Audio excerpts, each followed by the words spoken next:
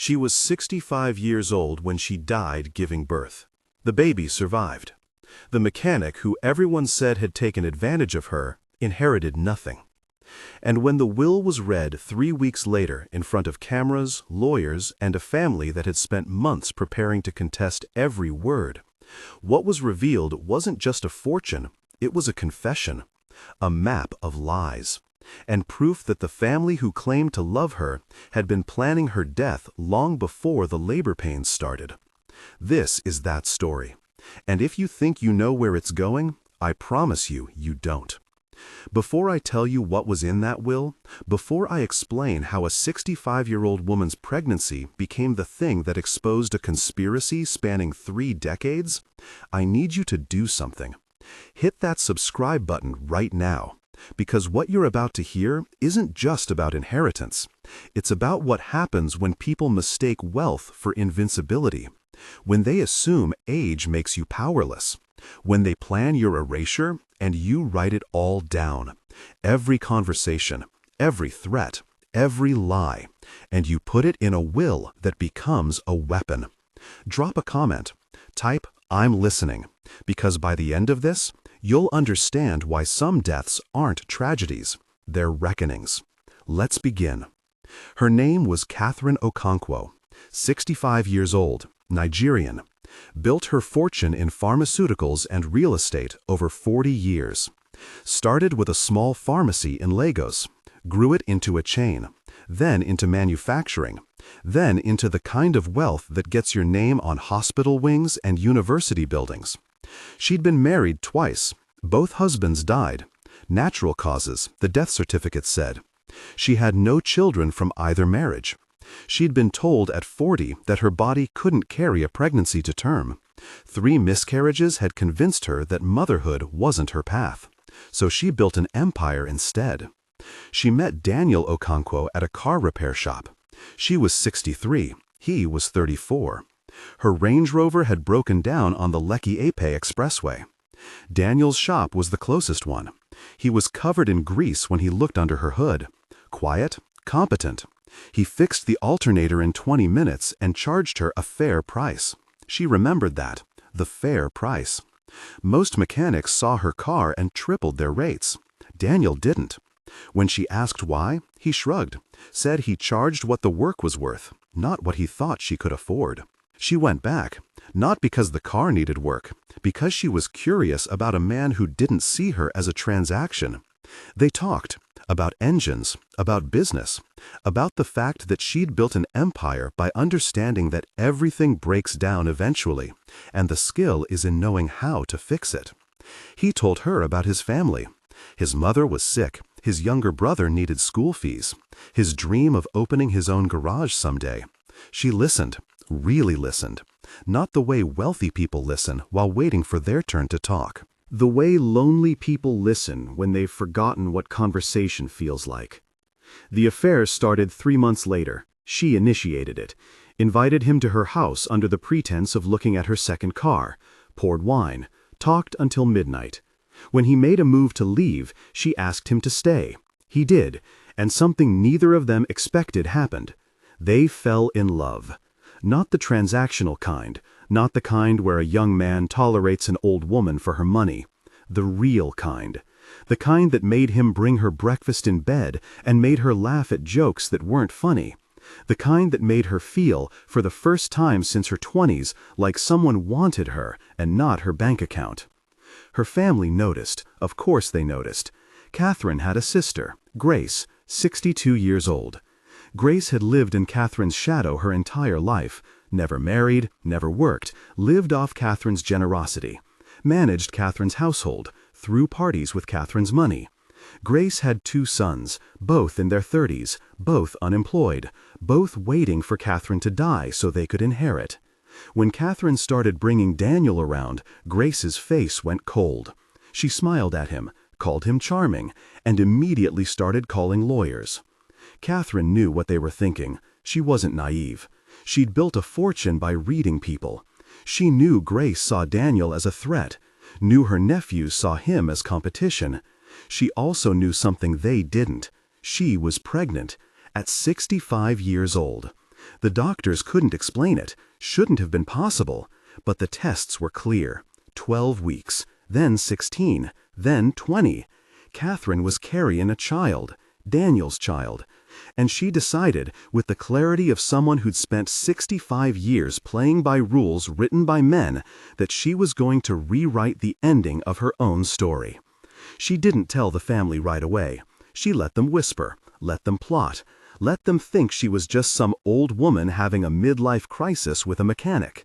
She kept the pregnancy quiet, saw doctors in private, paid cash, made sure nothing appeared in insurance records.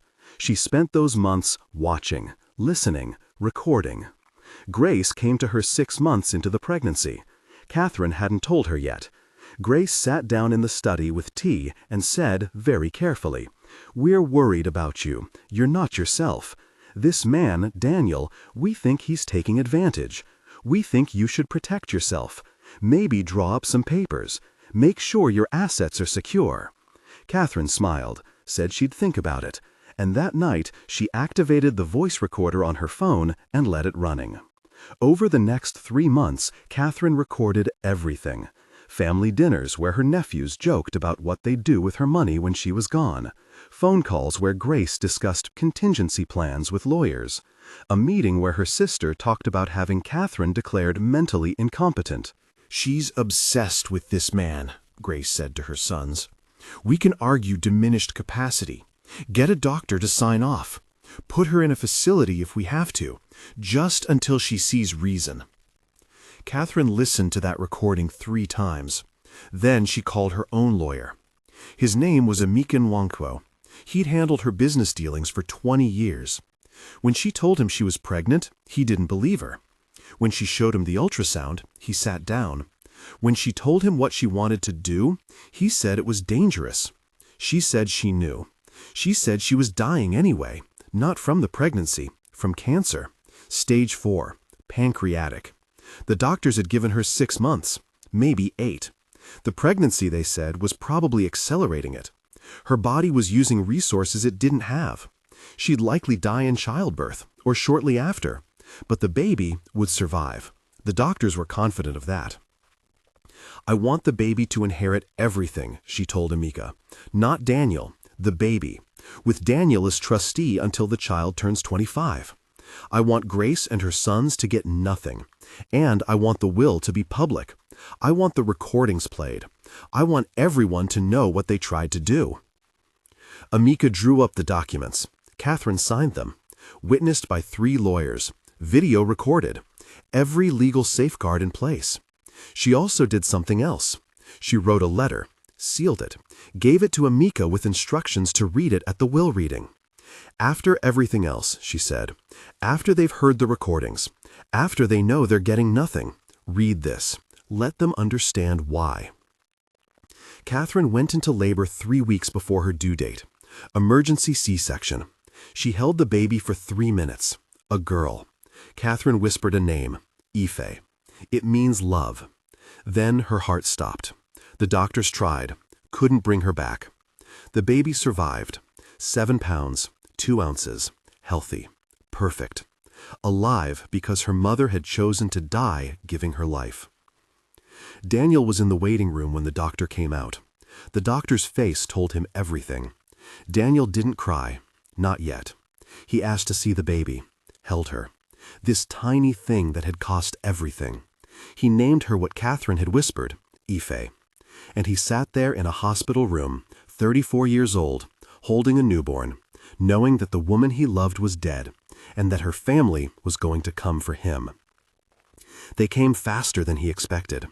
Grace arrived at the hospital 2 hours after Catherine died. Didn't ask about the baby. Asked where Catherine's will was. Daniel said he didn't know. Grace smiled. "Of course you don't. Don't worry. We'll take care of everything. The baby too. You can go home. We'll call you if we need anything." Daniel looked at her and understood. They were going to cut him out. Take the baby. Take everything. He called Emeka. The funeral was held 1 week later. Massive. Politicians, business leaders, society women in expensive black. Grace stood at the front, accepting condolences like a widow. Daniel stood in the back holding Ife. People looked at him, whispered, "The mechanic, the one who got her pregnant, the one who killed her." He heard the whispers, felt them like stones. Grace made a speech, talked about Catherine's legacy, her generosity, her wisdom. She would want us to carry on her work, Grace said, to protect what she built. The crowd nodded, approved. No one mentioned Daniel. No one acknowledged the baby. The will reading was scheduled for 3 weeks after the funeral. Grace had spent those weeks preparing. She'd hired 3 lawyers, forensic accountants, a PR team. She'd prepared statements about Daniel's manipulation, about Catherine's diminished capacity, about the need to protect the estate from opportunists. She'd even found a doctor willing to testify that a 65-year-old woman couldn't have been thinking clearly while pregnant. Everything was ready. The will reading was a formality. Grace would contest. The case would go to court, and eventually, after years of legal battles, Grace and her sons would win. That was the plan. The will reading was held in a conference room in Victoria Island. Floor-to-ceiling windows, leather chairs, a long table that seated 20. Grace and her son sat on one side. Daniel sat alone on the other, with Ife in a carrier. Emeka sat at the head of the table. Also present were 5 other lawyers, 2 forensic accountants, a court reporter, and, because Catherine had requested it, 2 journalists. Everything was being recorded. Emeka opened the will, started reading. Standard opening. Catherine Okonkwo, being of sound mind. Bequests to charities. Small gifts to longtime employees. Then he got to the main clause. I leave the entirety of my estate, valued at approximately $400 million, to my daughter, Ife Okonkwo. In the event of her minority, Daniel Okafor is named as trustee with full authority to manage the estate until Ife reaches age 25. Grace stood up. This is absurd. She was not of sound mind. We're contesting. Emeka held up a hand. There's more. Please sit. Grace sat. Emeka produced a laptop. Catherine anticipated challenges. She left instructions to play these recordings before any contest could be filed. He pressed play. Catherine's voice filled the room, clear, steady. This is Catherine Okonkwo. I am 65 years old. I am pregnant. I am of sound mind. What you're about to hear are recordings of my family discussing how to have me declared incompetent, how to take control of my assets, and how to remove Daniel from my life. I've dated these recordings. I've had them authenticated, and I'm playing them so everyone knows exactly who my family is. The first recording was Grace talking to her lawyer, discussing competency hearings. The second was Grace's sons laughing about what cars they'd buy with Catherine's money.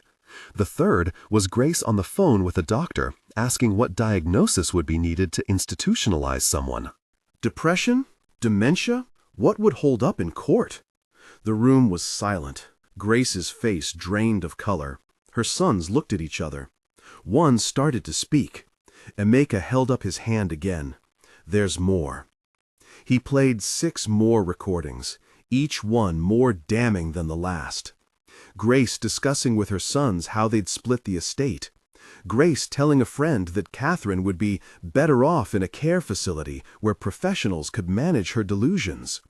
Grace's lawyer explaining how they could argue undue influence, how they could paint Daniel as a manipulator, how they could drag the case out for years until Daniel ran out of money to fight them. When the recordings ended, Emeka looked at Grace. Your sister recorded every conversation, every meeting, every plan. She wanted you to know that she knew, that she saw exactly what you were doing, and that she chose to protect her daughter from you. Grace tried to speak. Her lawyer put a hand on her arm, told her to say nothing, but Grace couldn't help herself. That man manipulated her. She wasn't thinking clearly. The pregnancy, it made her irrational. Emeka pulled out another folder. Medical records, psychiatric evaluations.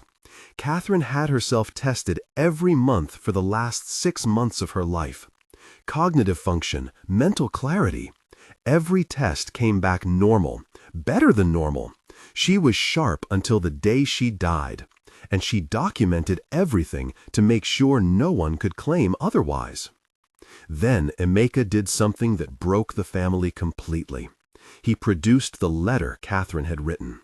She left instructions to read this after the recordings. After you'd heard yourselves, she wanted you to understand. He opened the envelope, read aloud Catherine's words. Grace, I have loved you, supported you, given you a life you never earned, and you repaid me by trying to take the one thing I wanted, a child, a future that wasn't about money. You taught me something in these last months, that family isn't about blood. It's about who shows up, who loves without condition, who sees you as more than a bank account. Daniel loved me, not my money. He loved me when I was old, when I was dying, when I was carrying a child that would cost me my life. He stayed. You planned my institutionalization. So here's what you're getting. Nothing. Not because I'm cruel, because you earned nothing. Every naira you've spent for the last 40 years was mine. You lived in my shadow and resented me for casting it. Now you get to live in your own light. See how bright it is. The room was completely still. Grace's son sat frozen. Grace herself looked like she'd been struck. One of the journalists in the room leaned forward. Miss Okonkwo knew she was dying? Emeka nodded. Yes, pancreatic cancer. She'd been given months. The pregnancy accelerated it. Her doctors told her carrying to term would likely kill her. She chose to do it anyway. She chose her daughter over her own life. And she chose to make sure her family couldn't take what she died to give. The question came from Daniel, quiet, almost inaudible. Why didn't she tell me? About the cancer? Emeka looked at him. She left you a letter too. He handed Daniel an envelope. Daniel opened it with shaking hands, read silently. Catherine's handwriting. Daniel, by the time you read this, I'll be gone. I didn't tell you about the cancer because I didn't want you to try to save me. I wanted you to love me without obligation, without pity. These last months with you were the happiest of my life. Not because of what we did, because of how you saw me, as a woman, not a fortune. I'm giving you Ife because I trust you to raise her with love, not money, love. Don't let my family take that from her.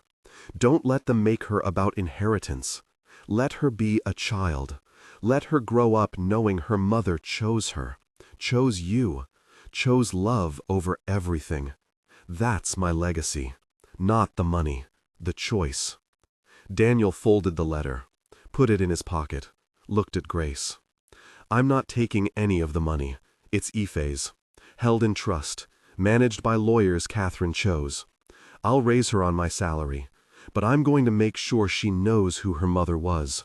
Not the version you'll tell, the truth. And I'm going to play these recordings for her when she's old enough, so she knows what family really means. Grace and her sons tried to contest the will, filed motions, hired new lawyers. Forensic accountants went through every transaction looking for evidence of undue influence. They found nothing. Catherine had been meticulous. Every asset was documented. Every bequest was clear. The recordings were authenticated. The medical records were unimpeachable. The will stood. But the real damage wasn't legal. It was social. The recordings were leaked, not by Daniel, by one of the journalists who'd been present. They went viral. Grace's voice discussing institutionalizing her sister, her sons laughing about inheritance, the doctor talking about diagnoses that would hold up in court. Nigerian Twitter tore them apart. Society women who'd attended the funeral and praised Grace's devotion to her sister now crossed the street to avoid her. Business partners severed ties. Charities returned donations. Grace and her sons sued the journalist. Lost. Free speech. Public interest. The recordings were evidence in a legal proceeding. Fair game. They sued Daniel for defamation. Lost again. Truth is an absolute defense. Everything on those recordings had actually happened. Everything Catherine said in her letter was supported by evidence. 3 years after Catherine's death, Grace died. Heart attack. Alone in a small flat she'd rented with what little money she had left. Her sons didn't attend the funeral. Neither did Daniel. But Daniel did something else. He took Ife, then 3 years old, to Catherine's grave. Told her about her mother. About the choice she'd made. About the fact that some people love so much they're willing to die for it. Ife didn't understand, not yet, but Daniel knew she would, one day. The estate was managed by a team of lawyers and financial advisors Catherine had selected. Daniel had input but not control. He couldn't make major financial decisions, couldn't sell assets, couldn't touch the principal. But he could access funds for Ife's care, her education, her health. He raised her in the same small house he'd lived in when he met Catherine, kept working as a mechanic, lived modestly, made sure Ife grew up understanding the value of work, of humility, of earning what you have. When Ife turned 10, Daniel played her the recordings, all of them. Let her hear her grandmother's voice, hear her mother's letter, let her understand what had been done and what had been chosen. Ife cried, not because she was sad, because she was angry. They tried to take me, she said, before I was even born. Daniel nodded. Yes, but your mother made sure they couldn't. She gave you protection, and she gave you a choice. You can use the money she left you to do whatever you want, but she hoped you'd use it to build something, to create, to help, not just to have. Ife decided to become a doctor, not because the money demanded it, because her mother had built a pharmaceutical empire and Ife wanted to understand medicine, to help people the way her mother had. When she turned 25, she inherited full control of the estate, $400 million. She didn't spend it on cars or houses or parties. She built a hospital, named it after Catherine, offered free maternal health care, because her mother had died giving birth, and Ife wanted to make sure other women didn't have to make that choice. Grace's sons tried one more time to claim part of the estate, filed a lawsuit on the grounds that the will's publicity had damaged their reputation, and they deserved compensation. The case was laughed out of court. The judge, in a rare moment of judicial candor, said, "Your reputation was damaged by your own words, recorded with your knowledge, in pursuit of an inheritance you had not earned. The court finds no merit in your claim and suggests you spend your energy on earning your own living rather than trying to inherit someone else's." Daniel lived to see Ife graduate medical school, lived to see her open the hospital, lived to see her marry a man who loved her for who she was, not what she had. He died at 63, heart attack, sudden, peaceful. At his funeral, Ife gave a eulogy, talked about the mechanic who'd loved a dying billionaire, who'd raised a daughter he could have used for wealth, but instead taught about work, about integrity, about the fact that some things can't be bought. The hospital Ife built still stands. It's expanded now, 300 beds. The maternal mortality rate in the area dropped by 40%. Women come from across the country. They don't pay. The estate covers it. Catherine's money, used the way Catherine had hoped, to build, to heal, to choose life. There's a plaque in the hospital lobby. It's not about Catherine's wealth. It's not about her business success. It's a quote from her letter. Some people love so much they're willing to die for it. That's not tragedy. That's choice. If this story moved you, if it made you think about what we inherit and what we earn, about what family means and what love costs, do something. Subscribe to this channel. Share this video with someone who needs to understand that money isn't legacy. Choice is. Leave a comment. Tell me what you do with $400 million. Would you use it to build, to heal, or would you let it consume you the way it consumed Grace? Catherine Okonkwo died at 65 giving birth. She knew she would. She chose it anyway. Not because she was reckless, because she understood something most of us spend our lives avoiding. That the things worth having cost everything. That love isn't about safety, it's about sacrifice. And that sometimes the greatest inheritance isn't money, it's the choice to let someone live, even if it means you won't. Thank you for listening.